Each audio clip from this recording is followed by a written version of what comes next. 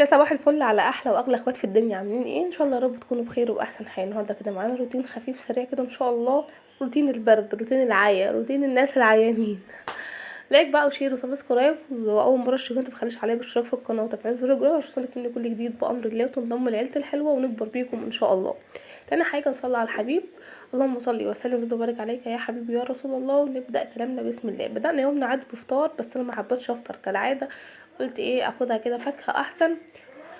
على ما الواحد نفسه اتفتح وبتاع، طبعا انت عارفين واحد لما بيكون عنده برد بيبقى مانع الاكل خالص. فكان عندي كده بلح، وكان عندي اللي هي الكاكا ديت، فعملنا كده طبق كده نفطر بيه. وبعد كده على طول بدأت روتين يوم. على طول دخلت شغلت الغسالة، كان عندي كام غيار قلت اشغل عليهم وانا بغسل المواعين.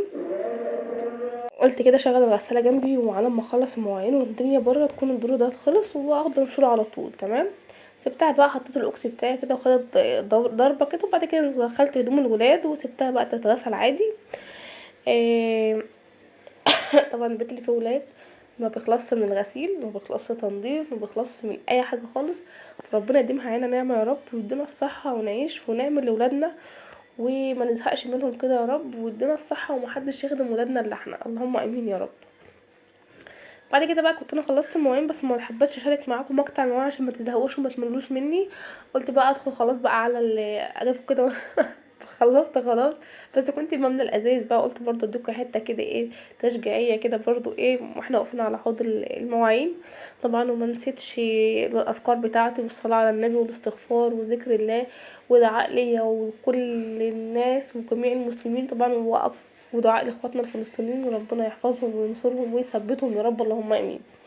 هنغسل بقى الازاز كويس جدا بقى، بحب انا اخدها بقى دايما ورا كل مره اغسلها كويس جدا بالصابون. مكان بقى الاولاد بتاع صوابع ايديهم، مكان اكل، الكلام ده كله لازم تتغسل كويس جدا. وبعد كده بملاها. طبعا انا مشغله الموتور، فبملى الميه من الموتور على طول. تمام. ايه تاني، بس هعمل بقى الازاز كلها واحطها بجنب كده، وبعد كده ادخلها التلاجة. طبعا انا وطيت درجة التلاجة، معاش بتسقع المية قوي. بس لسه مش عارفة لسه اسيبها بره ليه. ما علينا. اما بقى هغسل بقى خلاص، غسلت المواعين بقى، هغسل الصبانة اللي بتاعة الصابون، البانيو بتاع الصابون، وهغسل الحوض. طبعا بقى كان عندي انا بطاطا. قلت بقى البيت كله عيان وبكون احنا عيانين. بمنع الاكل تمام، بمنع بقى رز، اسماك، طبيخ، الكلام ده كله عشان خاطر المعده والبرد والكلام ده كله. فبخليها مسلوقات. فقلت بقى أبقى اعمل لهم بقى ايه، بطاطا مسلوقه كده، حاجه حلوه وفي نفس الوقت خفيفه، مش هتتعبهم ولا اي حاجه ان شاء الله. اول حاجه طبعا كنت نقعها من حوالي ساعه 3 ساعات كده، نزلت كل الطين اللي فيها. زي ما شايفين بقت نضيفه، بنزلها ميه سودا جدا، وبعد كده شطفتها كويس وهشطفها تاني وتالت، وبعد كده هاخدها اسلقها بطريقه سهله جدا. اول حاجه هجيب حله، وبعد كده همسك البطاطا بتاعتي. هشيل بس البوز بتاعها من فوق، اللي هو الحتت البايظه دي والبوز بتاعها، وبعد كده همسكها بالسكينه كده. هعتبرها كده ان هو واحد صهيوني واقف قدامي. وهجيب السكينه وهنزل في قلبه دب دب دب. هديها كده كام غرزه من كل النواحي. عشان خاطر تستوي معانا على طول. تمام. فانت بقى ايه، اعتبري واحد كده عدو يدور كده قدامك وانت بتطعني فيه. بس كده هحطها بقى في الحله، وبعد كده هنزل عليها بكوبايه ونص ميه فقط لا غير. مش هغومها ميه ولا اي حاجه، ومعلقتين سكر على الوش، وهسيبها اغطي عليها. وهولع عليها البوتاجاز على نار هاديه جدا. هتستوي معاكي في اقل من نص ساعه او ساعه الا ربع بالكتير جدا. وبتديكي نتيجه حلوه جدا كانك شويها بالظبط ويمكن احسن. هاخدها بقى ارفعها على البوتاجاز. هنا بقى هنعمل شوربة لسان عصفور. بالنسبة لناس كتير حواليا هنا مفهوم عن شوربة لسان العصفور ان هي بتتحمر وتنزلها في شوربة اللحمة، او ما ينفعش ان هو يتعمل الا اذا كان في شوربة. لا بالعكس خالص، هو حلو جدا. وانا بعمل له شوربة وتبقى احسن مليون مرة من كنت انت عاملاه في مع فراخ او لحمة. اول حاجه جبت حله، وللاسف انا انا نسيت ان الحله على النار. وقام صبعي لازق في الحله، قام عامل تش كده مره واحده، فصبعي قام بايظ عامه يعني.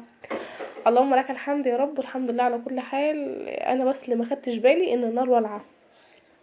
بعد كده جبت الحله سخنتها كويس جدا، حطيت فيها شويه زيت، وبعد كده هحط لسان العصفور بتاعي. الكميه بقى اللي انت بتحبيها، المهم تبقى الكميه اكتر من الزيت سيكه كده بسيطه، ما تبقاش الدنيا عايمه معاكي زيت. تمام.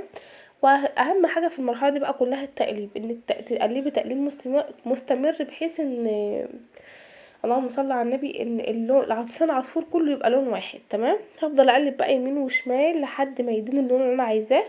وبعد كده هنزل عليه بورق لورا وفلفل فلفل حصى اسمر. لو عندك حبهان حطي، بس انا ما كانش متوفر عندي للاسف. بس كان زي الفل معايا، وهشوف نتيجه معايا في الاخر وهتنبهروا. ولو انت بتعملي بنفس طريقتي برضو عرفيني، ولو انت بتعملي بطريقه تانية اقترح عليا طريقتك برضو وعرفيني.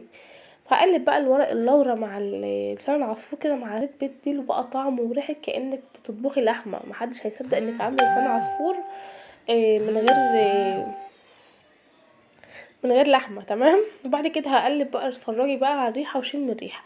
مجرد ما يوصل معايا للون الذهبي، مهم جدا ان يبقى كل لون واحد ويبقى لون ذهبي حلو، عشان كل ما احمر معاكي قوي كل ما كان فضل في الميه بتاعته ما شربهاش. انما لو ما اتحمرش قوي، اول حاجه هيعجن منك.